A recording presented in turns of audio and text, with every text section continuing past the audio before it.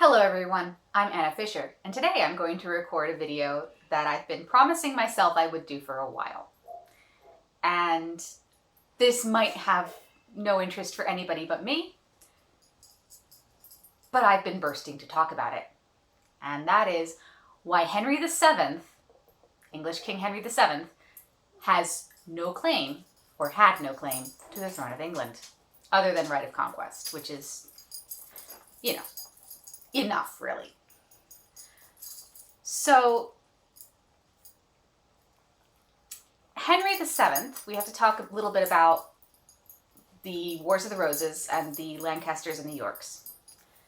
Henry VII was a Lancastrian noble. He was descended through his father, Edmund Tudor. His father, Edmund Tudor, was the half-brother of Henry VI, who was the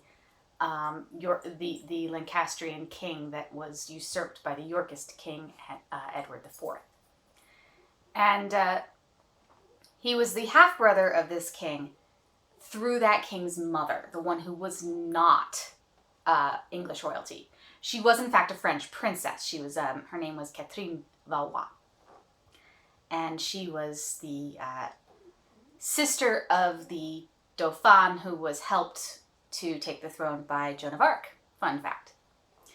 So her husband was Henry V, Agincourt. We happy few. That guy.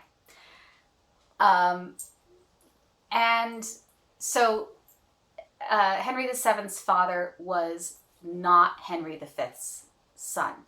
He was Henry V's stepson, only, after Henry V died. So Henry V died leaving his wife, who was basically a prize of war against France, and his young son, and with his son as an infant. It was very, very soon after he married her. She remarried to a man named Owain Tudor, who was either gentry or very low nobility. It's not quite clear. But ultimately, it doesn't really matter because Owain Tudor basically was a political non-entity, except in the fact that he annoyed everybody. So his sons were the half-brothers of a king and got phenomenal educations and became... Edmund and Jasper Tudor, his sons, were known as sort of the biggest Lancaster fanboys. They weren't themselves Lancastrian royalty, but they were the next best thing, and also they were very active in supporting the Lancastrian cause. Jasper Tudor actually staged a rebellion, a Lancastrian rebellion against Edward IV. So they were players in the Lancastrian scene. But where Henry VII gets his claim to being actually Lancastrian royalty, at least Lancastrian English royalty as opposed to French royalty, is through his mother. His mother was a woman named Margaret Beaufort, who was descended from the Beaufort family, and they were Lancastrian royalty. They were descended from John of Gaunt, who was the father of Henry Bolingbroke, who became Henry IV, who was the first Lancastrian king. Henry IV usurped Richard II, basically for being a terrible monarch and also for giving Henry Bolingbroke very little choice as to whether he was going to usurp him or die. Not a position you want to put your family members, your royal family members in. Fun fact, it does not tend to end well for anyone, but especially you. Don't do it if you are a monarch. Don't go there. So John of Gaunt was the third son of Edward III, and the Yorkist line descended from his second son. So usually when people are going to talk about how Henry VII had no claim, what they go to is the fact that the Beaufort line was initially illegitimate. John of Gaunt was married to another woman at the time that he slept with and fathered multiple children with, Catherine Swynford. Now, later, Catherine Swynford and John of Gaunt married, and Parliament legitimized their children prior to that marriage. And those children were declared to be able to inherit all of their father's lands and titles. But the royal titles and his claim to the throne were not explicitly mentioned. Now, this is usually used as saying Parliament barred them from the succession, which is not true. But this is the kind of legal nonsense that was very, very popular in the Middle Ages. They liked to have all their bases covered. If he was if the Beaufort family was in favor and doing well, then they wanted to be able to say yes, they were eligible for the throne. And if the Beaufort family was not doing well, they wanted to say no, they were not, and they were not even really royalty. This is a way of having it both ways. This kind of legal flexibility was absolutely a feature, not a bug, and very common throughout most of the Middle Ages, especially earlier, but also going down through to later. And in some ways it was more common later because legal things were just more common later. But, So that's the usual argument for why Henry VII had no claim to the throne. So if I'm dismissing that and saying that's not the case, and I'm doing that both because, I think that's actually fairly weak, this is the kind of thing Parliament did all the time. This is the kind of legal wrangling that was common.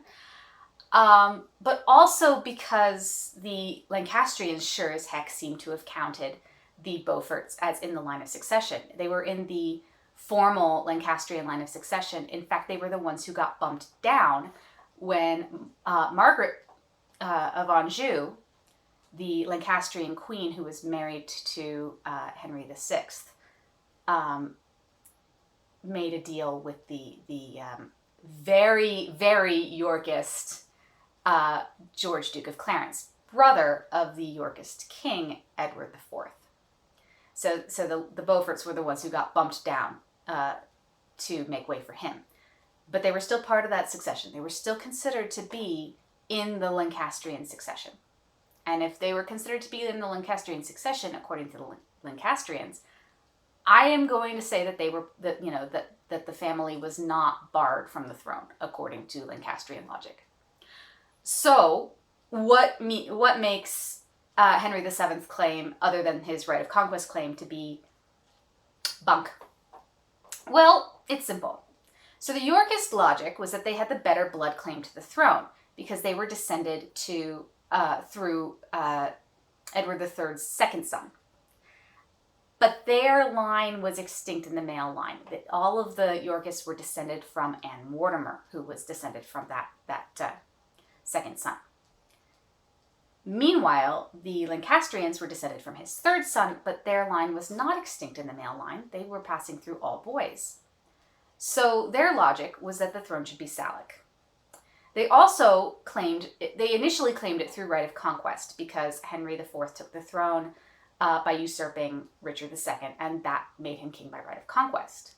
But then when Henry VI was usurped by Edward IV, they lost that right of conquest, so they had to come up with a new logic, and their new logic was that the throne should be Salic, like the French throne was when it was overthrown in the 1700s. It was not really Salic in the Middle Ages. It was more up in the air than that. This was a time period when both the English and the French throne were hashing that out. So the Lancastrian logic is that the throne should be Salic. But if you remember, Henry VII was a Beaufort through his mother. That's passing through his mother. That's what the Lancastrians say the throne shouldn't be able to do. The Lancastrian throne, he was the only Lancastrian left standing at this point, basically, their line was also extinct in the male and was passing through a woman. By default, according to Lancastrian logic, it would default back to the Yorkists. Or the throne would be extinct and it would be up for grabs. Either way, he had no blood claim to the throne, according to the Lancastrians' own logic, and he sure as heck didn't have it according to the Yorkist logic. So he took the throne and he claimed it by right of conquest because he did win it in the Battle of Bosworth against Richard III. And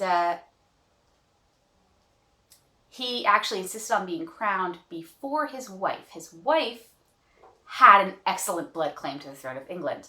She was the daughter of Edward IV and his oldest surviving child, and all of his children, surviving children at this point, were girls. So she was his only, legitimate children. His only surviving legitimate child. Oldest, or not his only surviving, she had sisters. His oldest surviving legitimate child, and she had the blood claim to the throne. But he insisted on being crowned prior to her by right of conquest. And so that is why Henry VII's throne was very, very shaky.